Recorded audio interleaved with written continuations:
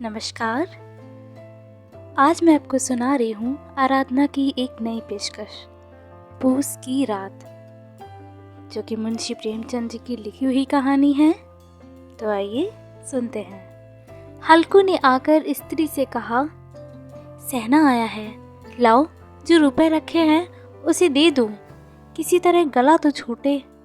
मुन्नी झाड़ू लगा रही थी, पीछे फिर कर बोली, 3 ही तो रुपए हैं, दे दोगे तो कम्बल कहाँ से आवेगा? माघ पूस की रात हार में कैसे कटेगी? उससे कह दो फसल पर रुपए दे देंगे, अभी नहीं। हल्कू एक क्षण अनिश्चित दशा में खड़ा रहा। पूस सिर पर आ गया। कमल के बिना हार में रात को वह किसी तरह नहीं सो सकता, मगर सहना मानेगा नहीं। घुड़कियां जमावेगा, गालियां देगा। बला से जाड़ों में मरेंगे, बला तो सर से टल जाएगी। यह सोचता हुआ वह अपना भारी भरकम ढील लिए हुए, जो उसके नाम को झूठा सिद्ध करता था, स्त्री के समीप आ गया और खुशामद करके बोला, ला दे दे, गला तो छूटे, कम्बल के लिए कोई दूसरा उपाय सोचूंगा। मुन्नी उसके पास से दूर हट गई और आंखें तिरेरते हुए बोली, कर चुके दूसरा उपाय, जरा मैं भी तो सुनूं, कौन सा उपाय करोगे? कोई खैरात दे देगा कम्बल, ना जाने कितनी बाकी है जो किसी तरह चुकने में ही नहीं आती। अरे मैं कहती हूँ तुम क्यों नहीं खेती छोड़ देते? मर मर कर काम करो, उपज हो तो बाकी दे दो। चलो छुट्टी हुई, बाकी चुकाने के लिए तो हमारा जन्म हुआ है। पेट के लिए मजदूरी करो, ऐसी खेती से बाज आए। मैं रुपए ना दूंगी। हल्कू उदास होकर बोला, तो क्या गाली खाऊं? मुन्नी ने तड़प कर कहा, गाली क्यों देगा? क्या उसका राज है? मगर यह कहने के साथ ही उसकी तनी हुई भौहें ढीली पड़ गईं। हल्कू के उस वाक्य में जो कठोर सत्य था, वह मानो एक भीषण जंतु की भांति उसे घूर रहा था। उसने जाकर आले पर से रुपए निकाले और लाकर हल्कू के हाथ पर रख दिए। फिर बोली, तुम छोड़ दो अब किसी एक खेती, मजूरी में सुख की एक रोटी तो खाने को मिलेगी, किसी की धौंस तो न रहेगी। खेती अच्छी है, मजूरी करके लाओ, बा भी उसी में झोंक दो, उस पर से धौंस। हल्कू ने रुपए लिए और इस तरह बाहर चला मानो अपना हृदय निकाल कर देने जा रहा हो। उसने मजूरी से एक एक रुपए काट काट कर 3 रुपए कम्बल के लिए जमा किए थे। वे आज निकले जा रहे थे। एक एक पग के साथ उसका मस्तक अपनी दीनता के भार से दबा जा रहा था। पूस की अंधेरी रात, अवकाश पर तारे ठिठुरते हुए मालूम होते थे। हल्कू अपने खेत के किनारे ऊख के पत्तों की छतरी के नीचे बांस के खटोले पर अपनी पुरानी गाढ़े की चादर ओढ़े पड़ा कांप रहा था। खाट के नीचे उसका संगी कुत्ता जबरा पेट में मुंह डालकर सर्दी से कूं कूं कर रहा था। 2 में से एक को भी नींद न आती थी। हल्कू ने घुटनों को गर्दन में चिपकाते हुए कहा, क्यों जबरा, जाड़ा लगता है? कहता तो था घर में पुआल पर लेटे रहो, यहाँ क्या लेने आए थे? अब खाओ ठंड। मैं क्या करूं? जानते थे कि मैं यहाँ हलवा पूरी खाने आ रहा हूँ, दौड़े दौड़े आगे आगे चले आए, अब रो नानी के नाम को। जबरा ने पड़े पड़े दुम हिलाई और अपनी कूं कूं को दीर्घ बनाता हुआ एक बार जम्हाई लेकर चुप हो गया। उसकी शौन बुद्धि ने शायद ताड़ लिया कि स्वामी को मेरी कूं कूं से नींद नहीं आ रही है। हल्कू ने हाथ निकालकर जबरा की ठंडी पीठ सहलाते हुए कहा, कल से मत आना मेरे साथ, नहीं तो ठंडे हो जाओगे।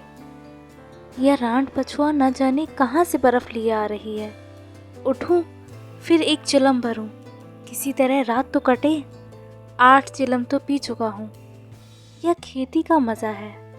और एक एक भाग्यवान ऐसे पड़े हैं जिनके पास जाड़ा जाए तो गर्मी से घबरा कर भागें। मोटे मोटे गद्दे, लिहाफ, कम्बल, मजाल है जाड़े का गुजर हो जाए। तकदीर की खूबी है, मजूरी हम करें, मज़ा दूसरे लूटे। हल्कू उठा और गड्ढे में से जरा सी आग निकालकर चिलम भरी। जबरा भी उठ बैठा। हल्कू ने चिलम पीते हुए कहा, पिएगा चिलम? जाड़ा क्या जाता है, हाँ जरा मन बहल जाता है। जबरा ने उसके मुंह की ओर प्रेम से छलकती हुई आंखों से देखा। हल्कू, आज और जाड़ा खा ले, कल से मैं यहाँ पुआल बिछा दूंगा, उसी में घुस कर बैठना, तब जाड़ा न लगेगा। जबरा ने अगले पंजे उसकी घुटनों पर रख दिए और उसके मुंह के पास अपना मुंह ले गया। हल्कू को उसकी गर्म सांस लगी। चिलम पीकर हल्कू फिर लेटा और निश्चय करके लेटा कि चाहे कुछ भी हो अब सो जाऊंगा। पर एक ही क्षण में उसके हृदय में कंपन होने लगा। कभी इस करवट लेटता, कभी उस करवट, पर जाड़ा किसी पिशाच की भांति उसकी छाती को दबाए हुए था। जब किसी तरह ना रहा गया तो उसने जबरा को धीरे से उठाया और उसके सिर को थपथपा कर अपनी गोद में सुला लिया। कुत्ते की देह से न जाने कैसी दुर्गंध आ रही थी, पर उसे अपनी गोद में चिपटाए हुए वह ऐसे सुख का अनुभव कर रहा था जो इधर महीनों में उसे कहीं ना मिला।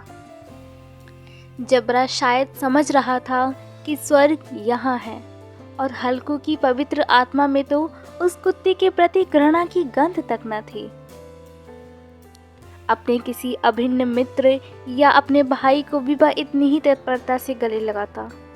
वह अपनी दीनता से आहत न था जिसने आज उसे इस दशा को पहुंचा दिया। नहीं, इस अनोखी मैत्री ने जैसे उसकी आत्मा के सब द्वार खोल दिए थे और उसका एक एक अणु प्रकाश से चमक रहा था। सहसा जबरा ने किसी जानवर की आहट पाई। इस विशेष आत्मीयता ने उसमें एक नई स्फूर्ति पैदा कर दी थी, जो हवा के ठंडे झोंकों को तुच्छ समझती थी। वह झटपट उठा और छतरी के बाहर आकर भौंकने लगा। हल्कू ने उसे कई बार चमकार कर बुलाया, पर वह उसके पास न आया। हार के चारों तरफ दौड़ दौड़ कर भौंकता रहा। एक क्षण के लिए आ भी जाता तो तुरंत ही फिर दौड़ता। कर्तव्य हृदय में अरमान की भांति उछल रहा था। 1 घंटा और गुजर गया। रात ने शीत को हवा में धधकाना शुरू किया।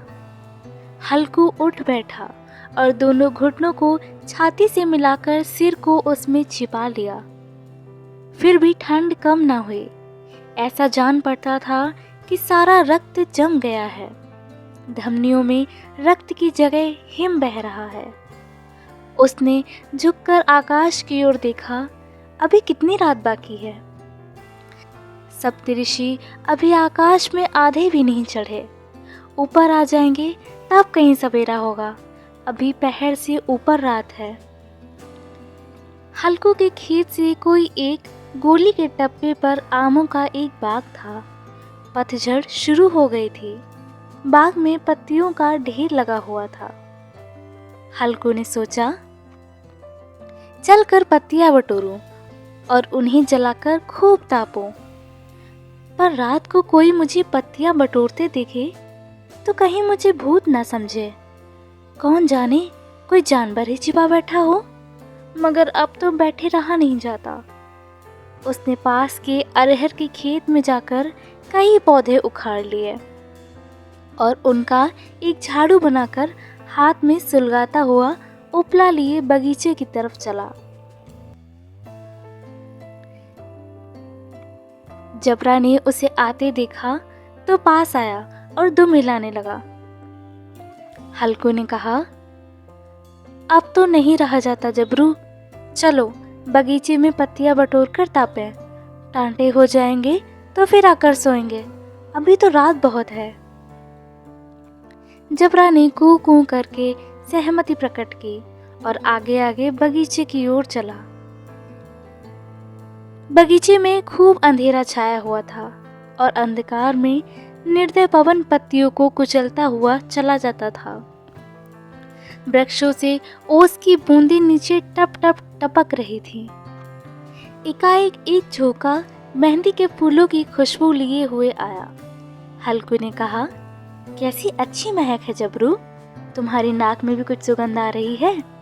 जबरू को कहीं जमीन पर एक हड्डी पड़ी मिल गई थी, उसे निचोड़ रहा था। हल्कू ने आग जमीन पर रख दी और पत्तियां बटोरने लगा। जरा देर में पत्तियों का एक ढेर लग गया। हाथ ठिठुरे जाते थे, नंगे पांव गले जाते थे और वह पत्तियों का पहाड़ खड़ा कर रहा था। इसी अलाव में वह ठंड को जलाकर भस्म कर देगा। थोड़ी देर में अलाव जल उठा। उसकी लौ ऊपर वाले वृक्ष की पत्तियों को छू छू कर भागने लगी और अस्थिर प्रकाश में बगीचे के विशाल वृक्ष ऐसे मालूम होते थे मानो उस अथाह अंधकार को अपने सिरों पर संभाले हुए हो। अंधकार के उस अनंत सागर में यह प्रकाश एक नौका के समान हिलता मचलता हुआ जान पड़ता था। हल्कू अलाव के सामने बैठा आग ताप रहा था। एक क्षण में उसने दोहर उतारकर बगल में दबा ली और दोनों पांव फैला दिए, मानो ठंड को ललकार रहा हो। तेरे जी में जो आए सो कर। ठंड की असीम शक्ति पर विजय पाकर वह विजय गर्व को हृदय में छिपा न सकता था। उसने जबरा से कहा, क्यों जबरू, अब ठंड नहीं लग रही है? जबरू ने कूं कूं करके मानो कहा, अब क्या ठंड लगती ही रहेगी? पहले से यह उपाय न सूझा, नहीं तो इतनी ठंड क्यों खाते? जबरा ने पूंछ हिलाई। अच्छा आओ इस अलाव को कूद कर पार करें, देखें कौन निकल जाता है। अगर जल गए बच्चा तो मैं दवा करूंगा। जबरा ने इस अग्नि राशि की ओर कातर नेत्रों से देखा। मुन्नी से कल कह न देना, नहीं तो लड़ाई करेगी। यह कहता हुआ वह उछला और उस अलाव के ऊपर से साफ निकल गया। पैरों में जरा लपटें लगी, पर वह कोई बात नहीं थी। जबरा आग के गिर्द घूमकर उसके पास आ खड़ा हुआ। हल्कू ने कहा, चलो चलो, इसकी सही नहीं, ऊपर से कूद कर आओ। वह फिर कूदा और अलाव के इस पार आ गया। पत्तियां जल चुकी थीं। बगीचे में फिर अंधेरा छाया था। राख के नीचे कुछ कुछ आग बाकी थी, जो हवा का झोंका आ जाने पर जाग उठती थी, पर एक क्षण में फिर आंखें बंद कर लेती थी। हल्कू ने फिर चादर ओढ़ ली और गर्म राख के पास बैठा एक गीत गुनगुनाने लगा। उसके बदन में गर्मी आ गई थी। ज्यों ज्यों शीत बढ़ती जाती थी, उसे आलस से दवाई लेता था। जबरा जोर से भौंककर खेत की ओर भागा। हल्कू को ऐसा मालूम हुआ कि जानवरों का एक झुंड उसके खेत में आया है। शायद नील गायों का झुंड था। उनके कूदने दौड़ने की आवाजें साफ कान में आ रही थीं। फिर ऐसा मालूम हुआ कि वह खेत में चर रही हैं। उनके चरने की आवाज चर चर सुनाई देने लगी। उसने दिल में कहा, नहीं, जबरा के होते कोई जानवर खेत में नहीं आ सकता। नोच ही डाले, मुझे भ्रम हो रहा है। कहाँ, अब तो कुछ भी सुनाई नहीं देता। मुझे भी कैसा धोखा हुआ। उसने जोर से आवाज लगाई, जबरा, जबरा। जबरा भौंकता रहा, उसके पास न आया। फिर खेत में चरे जाने की आहट मिली। अब वह अपने को धोखा न दे सका। उसे अपनी जगह से हिलना जहर लग रहा था। कैसा दंदाया हुआ बैठा था। इस जाड़े पाले में खेत में जाना, जानवरों के पीछे दौड़ना असूझ जान पड़ा। वह अपनी जगह से ना हिला। उसने जोर से आवाज लगाई, जबरा। जबरा फिर भौंक उठा। जानवर खेत चर रहे थे। फसल तैयार है।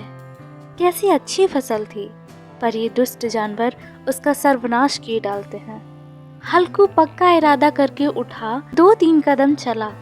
एकाएक हवा का ऐसा ठंडा चुभने वाला बिच्छू के डंक का सा झोंका लगा कि वह फिर बुझते हुए अलाव के पास आ बैठा और राख को कुरेद कर अपनी ठंडी देह को गरमाने लगा।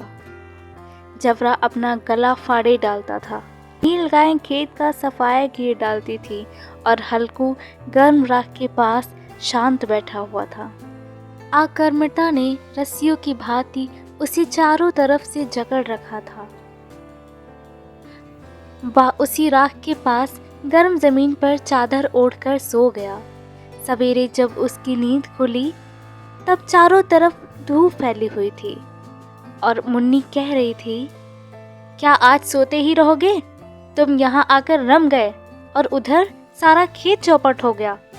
हल्कू ने उठकर कहा, क्या तू खेत से होकर आ रही है? मुन्नी बोली, हाँ, सारे खेत का सत्यानाश हो गया। भला ऐसा भी कोई सोता है? तुम्हारे यहाँ मड़िया डालने से क्या हुआ? हल्कू ने बहाना किया, मैं मरते मरते बचा, तुझे अपने खेत की पड़ी है। पेट में ऐसा दर्द हुआ कि सिर्फ मैं ही जानता हूँ। दोनों फिर खेती की डाढ़ पर आ गए। देखा, सारा खेत रौंदा पड़ा हुआ है। अब जबरा मड़ैया के नीचे चित्त लेटा है, मानो प्राण ही न हो। दोनों खेत की दशा देख रहे थे। मुन्नी के मुख पर उदासी छाई थी, पर हल्कू प्रसन्न था। मुन्नी ने चिंतित होकर कहा, अब मजूरी करके माल गुजारी भरनी पड़ेगी। हल्कू प्रसन्न मुख से बोला, रात की ठंड में यहाँ सोना तो ना पड़ेगा। तो ये थी हमारी आज की कहानी, पूस की रात। ऐसी ही और कहानियाँ सुनने के लिए बने रहिए हमारे चैनल आराधना के साथ और कमेंट करिए हमें उन कहानियों के नाम जो आप सुनना चाहते हैं। धन्यवाद।